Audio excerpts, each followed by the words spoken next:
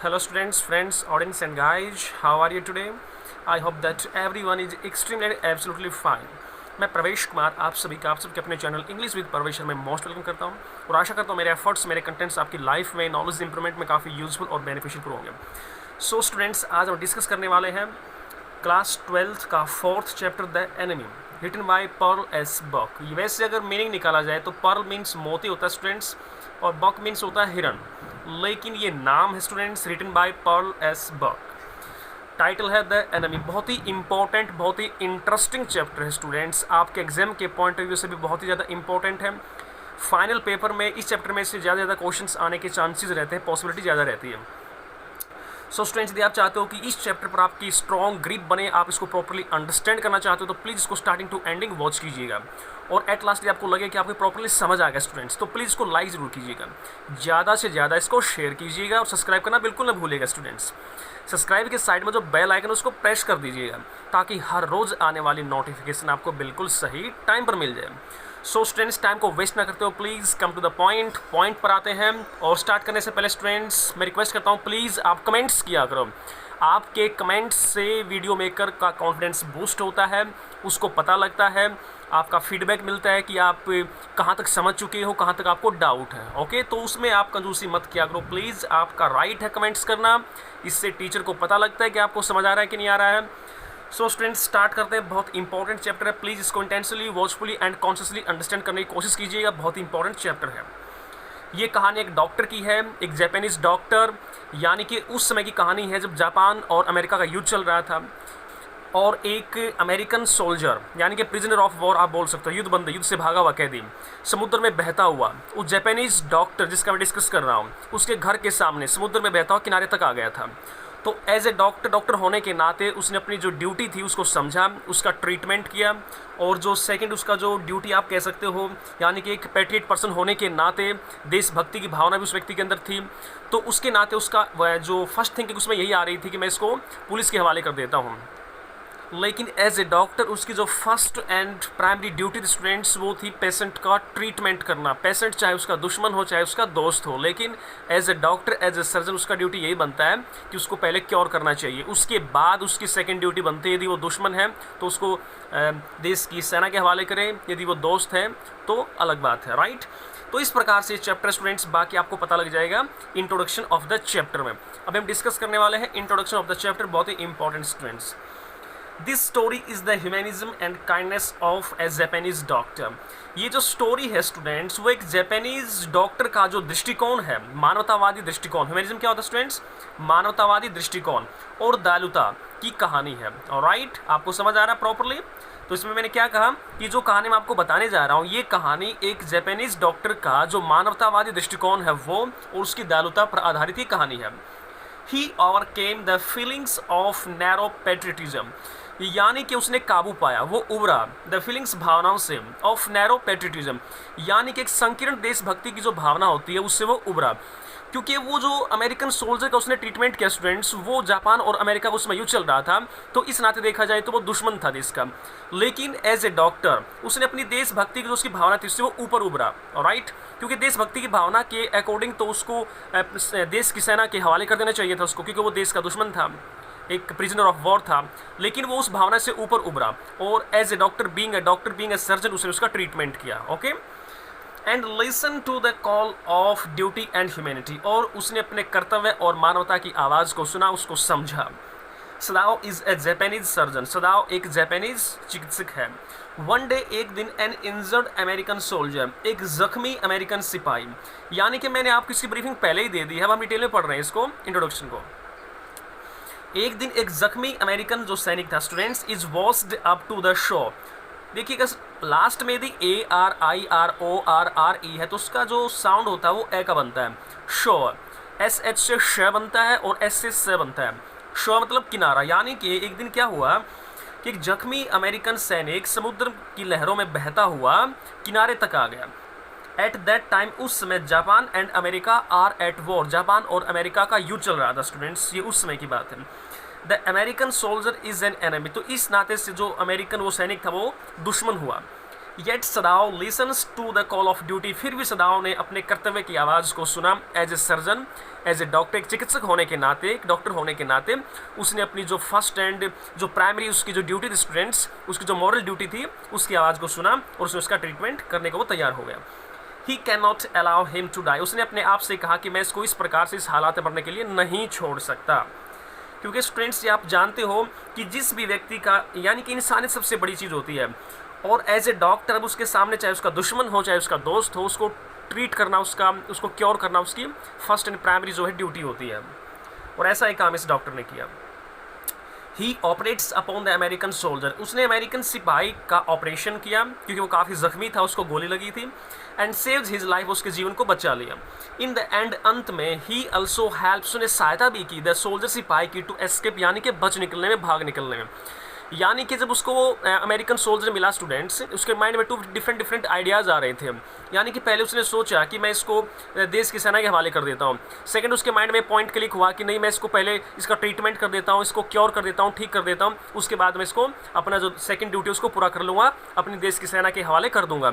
लेकिन उसका ट्रीटमेंट करने के बाद फिर उसके माइंड में ये पॉइंट क्लिक हुआ कि नहीं, मैं इसको यहाँ से भगा ही देता हूँ। और राइट, अब इस पॉइंट ऑफ व्यू से देखा जाए तो हम जस्टिफाई नहीं कर सकते उसने सही किया है गलत किया। अब जैसे चैप्टर में दिया गया उसके अकॉर्डिंग हमको पढ़ना है, उसी के बेस पर यदि कोई क्वेश्चन आता है तो उसका आंसर देना है अपने माइंड से, अपने यानी कि इंटेलेक्चुअल एक you can say that power से या अपनी नॉलेज से इंप्रेस होकर हमें कोई अपने अकॉर्डिंग आंसर नहीं देना। राइट, जो इसमें दिया गया उसी के बिहार पर आंसर देना होगा।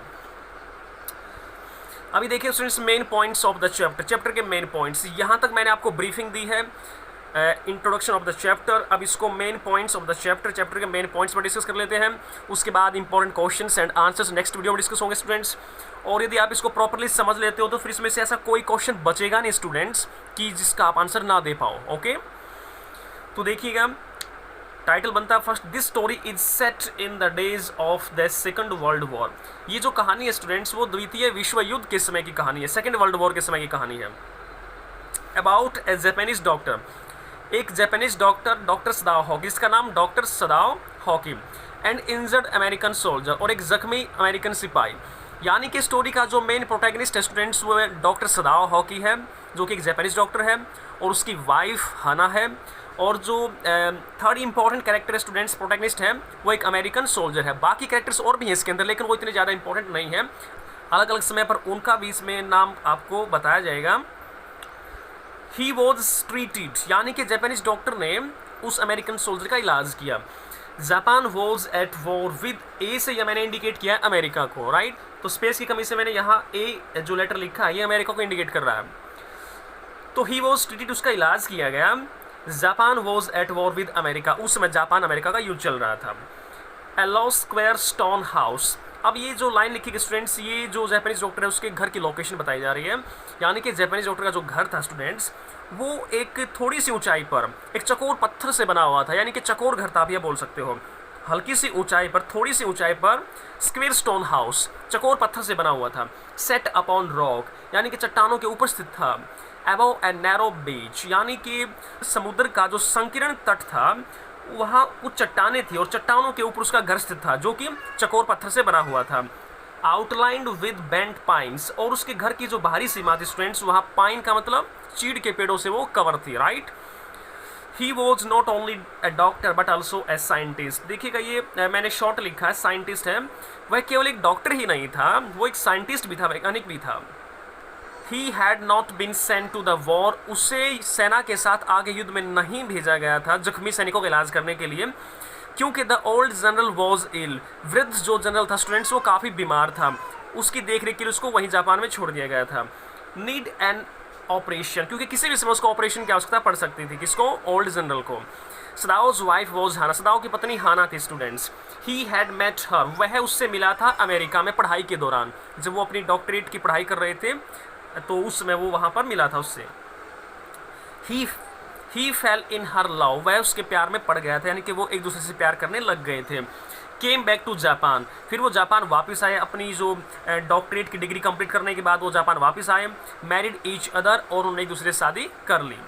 One day they were standing in the veranda, यानी कि शादी करने के बाद एक दिन दोनों अपने घर के बरामदे में खड़े हुए थे। दे सो ए मैन, और वो समुद्र की तरफ देख रहे थे। समुद्र के जो you can say that show यानी कि जो किनारे हैं स्टूडेंट्स, वहाँ काफ़ी धुंध छाई हुई थी। दे सो ए मैन, उन्होंने वहाँ एक व्यक्ति को देखा। Come out of the mist, mist क्या होता है? कोहरा। टू द शोर, समुद्र का जो तट था स्टूडेंट्स, वहाँ पर काफ़ी धुंध छाई हुई थी और उस धुंध में से उन्होंने एक व्यक्ति को आते हुए देखा। He staggered a few steps and fell. वह कुछ कदम स्टैगर्ड होता लड़खड़ा कर चला और उसके बाद वो गिर गया। और राइट देखिएगा next point of the story. He must be badly injured. वह काफ़ी जख्मी था। They thought that he was a fisherman. यानी कि उन्होंने वहीं से सोचा कि शायद ये मछुआरा हो सकता है।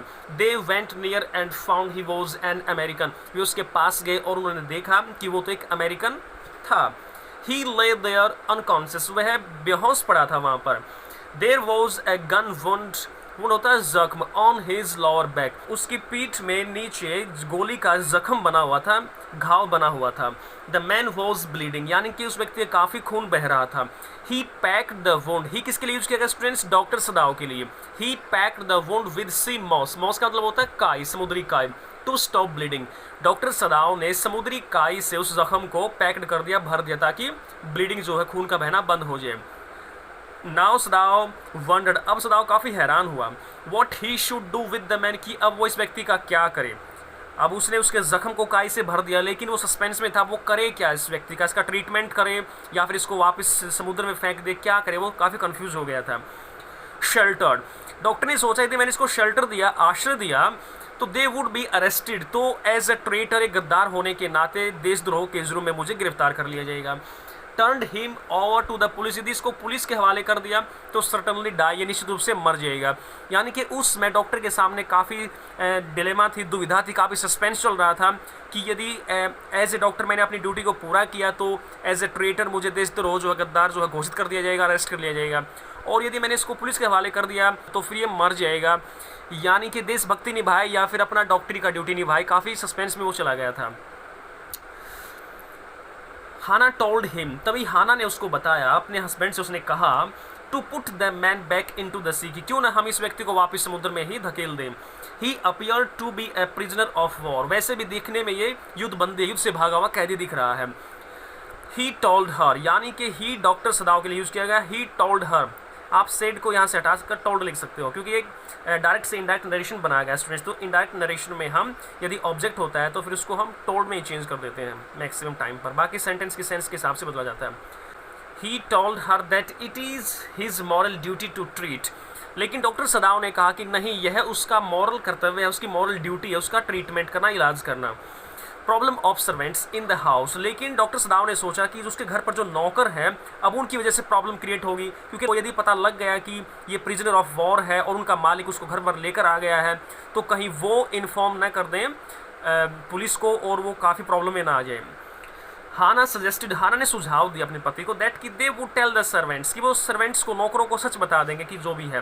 दे इंटेंडेड, कि उनका इरादा, to hand over the man to the police, कि वो बता देंगे नौकरों को कि उनका इरादा जो है उस व्यक्ति को पुलिस में देने का ही है। आफ्टर ट्रीटिंग हिम, लेकिन उसका इलाज करने के बाद, right.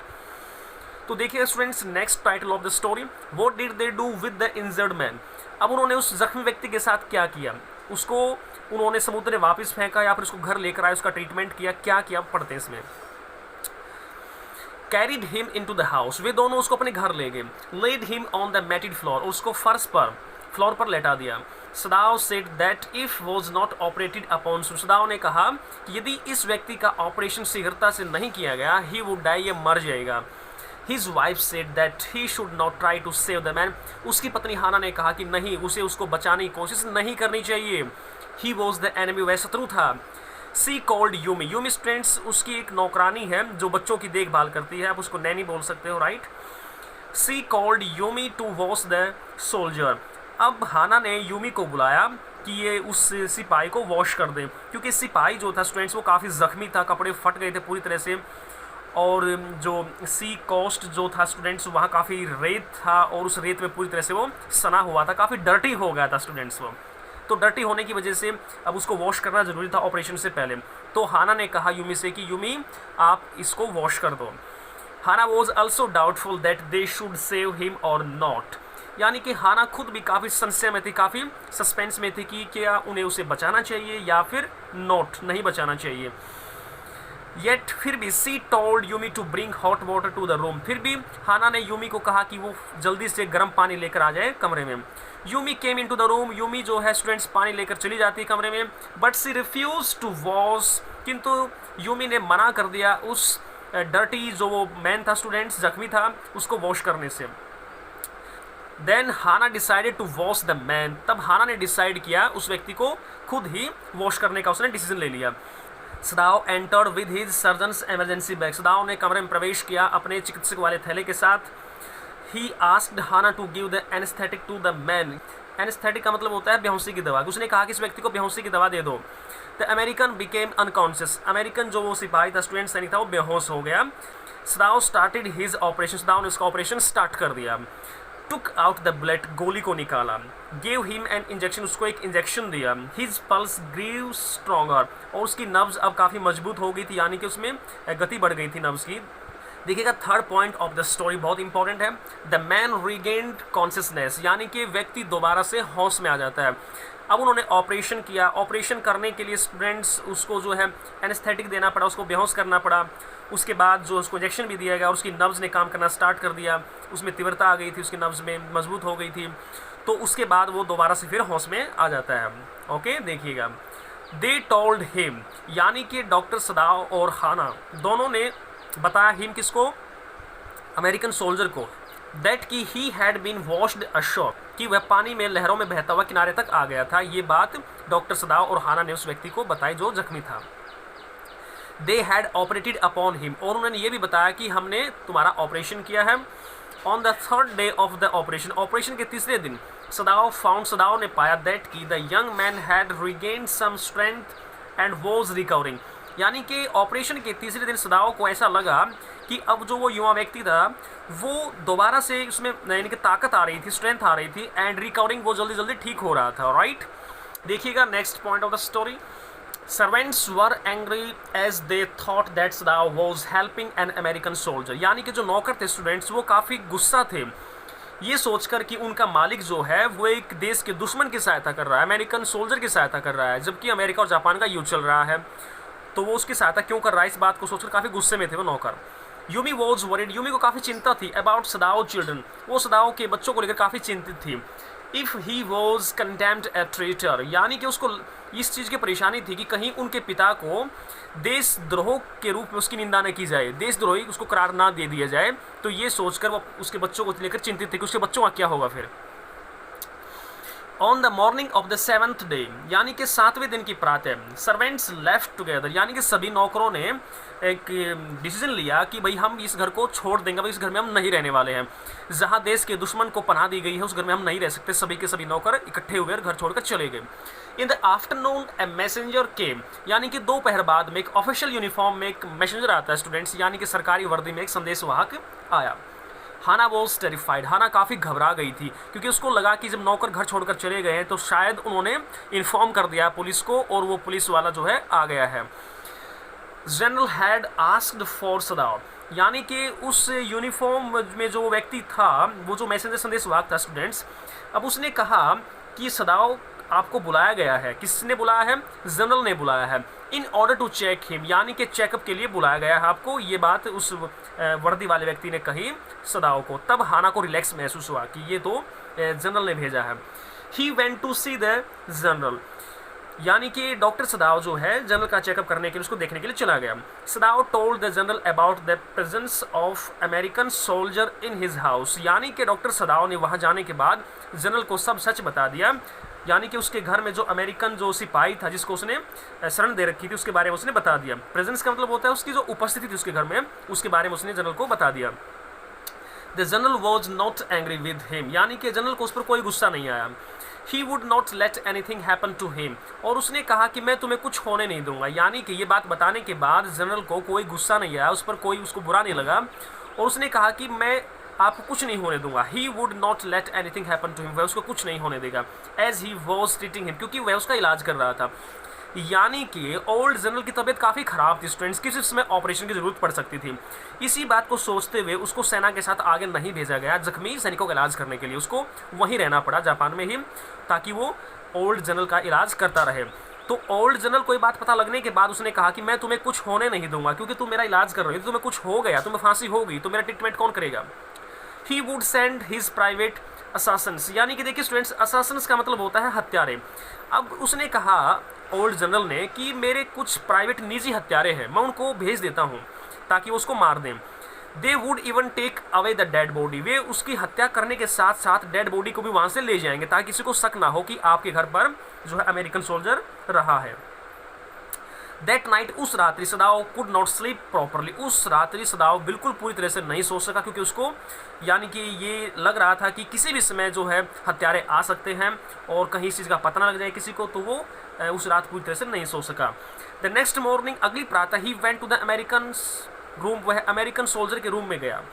He did not expect to find him in his room, यानी कि डॉक्टर को ये आशा नहीं थी कि वो अपने कमरे में होगा, क्योंकि ओल्ड जनरल ने उसको विश्वास दिलाया था कि जो उसके निजी प्राइवेट जो हत्यारे थे वो उसको मार देंगे और उसकी डेड बॉडी को वहाँ से उठा ले जाएंगे। तो अब डॉक्टर को लगा कि आज रात को उसको मार दिया होगा और उसको ले गए होंगे, लेकिन हुआ क्या, बट ही फाउंड हिम, किंतु वो जो जख्मी था, वो जो प्रिजनर था स्टूडेंट्स, वो वहीं पर मिला उसको, स्लीपिंग पीसफुली, बहुत ही गहरी निद्रा में सो रहा, बड़ी शांति के साथ सो रहा था। It was same the third morning, ऐसा ही सेकेंड मॉर्निंग को हुआ, ऐसा ही थर्ड मॉर्निंग को भी हुआ। द प्रिजनर वॉज अलाइव, यानी कि युद्ध बंदी जो था, युद्ध का जो कैदी था वो जीवित था। He put his boat on the shore, अब सदाओ ने डिसाइड किया स्टूडेंट्स की अब लंबे समय तक मैं इसको यहाँ पर नहीं रख सकता, क्योंकि उसको घर पर रखना जोखिम भरा कार्य था। तो उसने ये डिसाइड किया कि मैं इसको बोट के माध्यम से यहाँ से भगाने में इसकी हेल्प करूँगा। ही पुट हिज बोट, उसने अपनी नौका को रखा ऑन द शो, यानी किनारे पर। दैट नाइट, उस रात्रि, उसमें कुछ भोजन रखा, कुछ एक्स्ट्रा कपड़े रखे, 2 बोतल पानी की रखी स्टूडेंट्स, और 2 क्विल्ट्स, 2 रजाई रखी उसके अंदर। तो उसका उसने बंदोबस्त कर दिया कि वो उस रात को वहाँ से जा सकता है, यानी कि नौका अपनी किनारे पर रख दी, उसमें कुछ खाने पीने का सामान रख दिया और उसको जाने के लिए उसने कह दिया। He could row the boat to the little island and could go, यानी कि वो उस नौका के माध्यम से स्टूडेंट्स, नौका के द्वारा उस किनारे से थोड़ी सी दूर आगे एक छोटा सा आइलैंड था, वहाँ तक उसको जाना था। And could go through a Korean fishing boat, और वहाँ जाने के बाद वो जा सकता था कोरियन फिशिंग बोट, यानी कि उस आइलैंड पर पहुँचने के बाद उसको कोरियन मछली पकड़ने वाली बोट का इंतजार करना था, और उस बोट के आने पर उसको उस आइलैंड से उस बोट में बैठकर अपने वहाँ से भाग जाना था। तो ये सारी जो प्लानिंग थी डॉक्टर सदाव ने उसको समझा दी थी और उसको नौका दे दी थी, किनारे पर रख दी थी, वहाँ पर खाने पीने का सामान रख दिया था और उसको पूरी प्लानिंग समझा दी थी कि आपको उस आइलैंड तक जाना है जो किनारे से ज़्यादा दूर नहीं था, और उस आइलैंड से फिर आपको इंतजार करना है कोरियन मछली पकड़ने वाली बोट का, और उस बोट के मिलने पर आपको यहाँ से चले जाना है। Right. Sadao gave him a small flash light, Sadao ने उसको एक टॉर्च भी दी थी, to give signal from there, वहाँ से सिग्नल देने के लिए। If his food ran out before he caught a boat, यानी कि सदाओ ने उसको कहा था कि यदि तुम्हारी बोट आने से पहले, यानी कि कोरियन फिशिंग जो बोट थी स्टूडेंट्स, कोरियन मछली पकड़ने वाली बोट के आने से पहले यदि तुम्हारा भोजन खत्म हो जाए तो मुझे वहाँ से सिग्नल दे देना। राइट, फ्लैश लाइट के सिग्नल दे देना ताकि मैं समझ जाऊँ और तुम्हारे लिए खाना वहाँ भिजवा दूँ। देखिए students, next point of the story बहुत इंपॉर्टेंट है। Sadao told the general that prisoner had escaped, यानी कि सदाओ ने ओल्ड जनरल से कहा कि जो वो कैदी था वो भाग गया। The general had been operated upon a week ago, यानी कि जनरल का अभी 1 सप्ताह पहले ही डॉक्टर सदाओ ने ऑपरेशन किया था। एंड वॉज वीक, और जनरल काफ़ी कमज़ोर महसूस कर रहा था अपने आप को। सर्वेंट्स केम बैक, और कुछ दिनों के बाद जब उनको पता लगा नौकरों को कि जो अमेरिकन जो प्रिजन था वो चला गया है, तो सभी नौकर वापस आ गए और अपनी अपनी रिस्पॉन्सिबिलिटी उन्होंने संभाल ली। Sadao again told the general that American prisoner had escaped, यानी कि पहली बार भी कहा था डॉक्टर सदाओ ने जनरल को कि वो भाग गया है, लेकिन जो ओल्ड जनरल स्टूडेंट्स वो काफ़ी वीक महसूस कर रहा था, उसने उसकी बात पर ध्यान नहीं दिया। लेकिन वो दोबारा मिलने आता है डॉक्टर सदाओ ओल्ड जनरल से, उसने फिर कहा कि जो वो कैदी था वो घर से भाग गया है। जनरल रिमेंबर्ड, यानी कि जनरल को याद आया, he had promise to get the prisoner killed, कि उसने वायदा किया था उस कैदी को मरवा देने का। देखिए गेट एक पॉजिटिव वर्ब स्टूडेंट्स, इसका जो सब्जेक्ट होता है वो खुद काम नहीं करता, यानी कि to convince someone to do something, किसी को कन्विंस करना होता काम करने के लिए। अब दोबारा जब डॉक्टर ने कहा उसको कि वो भाग गया है, तो जनरल जो था उसको याद आया ये चीज़ कि मैंने तो प्रॉमिस किया था आपसे कि मैं उसको मरवा दूंगा, अपने जो प्राइवेट असासन्स हैं, जो हत्यारे हैं, किलर जो है, उनसे मरवा दूंगा। ड्यू टू हिज इलनेस, यानी कि बीमारी के कारण। तब ओल्ड जनरल ने कहा कि बीमारी के कारण ही हैड फॉरगॉटन, वो भूल गया था, यानी कि उसने कहा कि मैं बीमार ज़्यादा था इसलिए मैं भूल गया आपके साथ जो मैंने प्रॉमिस किया था। ही वॉज वरीड, वो काफ़ी चिंतित था। And told Sadao to keep the whole affair as secret, और ये बात सुनकर ओल्ड जनरल काफ़ी चिंतित हो गया और उसने कहा सदाओ से कि ये जो सारा अफेयर का मतलब होता है मसला या मामला, कि सीक्रेट इसको आपको गुप्त रखना है। उसने कहा कि उसने डॉक्टर सदाओ से कहा कि आपको ये सारा मामला जो है गुप्त रखना है। इससे साबित होता था कि ओल्ड जनरल भी काफ़ी डरा हुआ था कि ये बात कहीं एक्सपोज ना हो जाए। Sadao realize that he was quite safe, अब सदाओ को महसूस हुआ कि वो पूरी तरह सेफ है, क्योंकि पहले सदाओ को डर था कि कहीं ओल्ड जनरल जो है ठीक होने के बाद अपने प्रॉमिस से मुकर ना जाए और ये इस चीज़ को एक्सपोज ना कर दे, मुझे सजा ना दिलवा दे। लेकिन जब उसको पता लगा कि ओल्ड जनरल खुद ही काफ़ी चिंतित है कि कहीं ये बात एक्सपोज ना हो जाए, डॉक्टर सदाओ को ये विश्वास हो गया कि अब वो पूरी तरह सेफ है, अब उसको कोई प्रॉब्लम नहीं है, यानी कि उसको सजा नहीं होगी। That night Sadao look towards the island, अब सदाओ अपने घर चला जाता है और उस रात उसने उस आइलैंड की तरफ देखा कि कोई फ्लैश लाइट का कोई सिग्नल मिले, लेकिन ऐसा नहीं हुआ। ही did not find any prick, prick का मतलब होता है स्टूडेंट चुभन, लेकिन यहाँ किरण होगा।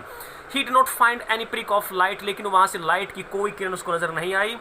प्रिजनर हैड गॉन, यानी कि इसका मतलब ये था कि कैदी जा चुका था। Sadao felt very happy and satisfied, Sadao को काफ़ी अच्छा लगा, काफ़ी खुशी महसूस हुई, उसको काफ़ी संतुष्ट हुआ वो, क्योंकि उसने अपनी ड्यूटी भी कंप्लीट की, यानी कि as a doctor, as a surgeon, जो उसका फर्स्ट एंड जो प्राइमरी उसका मॉरल ड्यूटी बनता है स्टूडेंट्स, पेशेंट को ट्रीट करना, उसको क्योर करना, वो ड्यूटी भी उसने अपनी पूरी की, वो ड्यूटी भी उसने अपनी बखूबी पूरी की। और एक पैट्रियट पर्सन होने के नाते जो उसकी ड्यूटी थी वो तो खैर उसने पूरी नहीं की, लेकिन इट डजेंट मैटर, ओके, ये मैटर नहीं करता है, हमें सिर्फ ये समझना है कि इस कहानी में क्या बताया गया है, ओके। तो स्टूडेंट्स ये था आपका 4th चैप्टर, बहुत इंपॉर्टेंट चैप्टर है स्टूडेंट्स, आशा करता हूं आपको समझ आया होगा। तो स्टूडेंट्स आज इस वीडियो में इतना ही, मिलते हैं नेक्स्ट वीडियो में इसी चैप्टर के क्वेश्चंस एंड आंसर्स के साथ। तब तक के लिए thanks for watching this video, thank you very much, take care, keep studying, keep enjoying, bye guys and best of luck.